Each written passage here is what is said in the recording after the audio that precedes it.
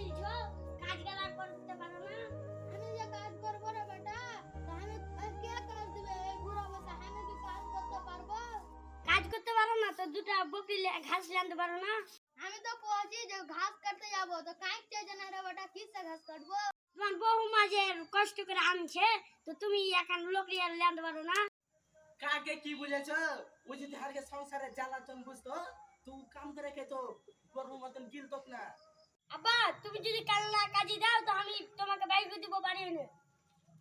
যাই ওখানে দু চার কাল লোকরি করিয়ালি, নাহলে কাল হার বেটা আমাকে ঘর থেকে বের করে দিবে যদি লোকরি না করিয়াই।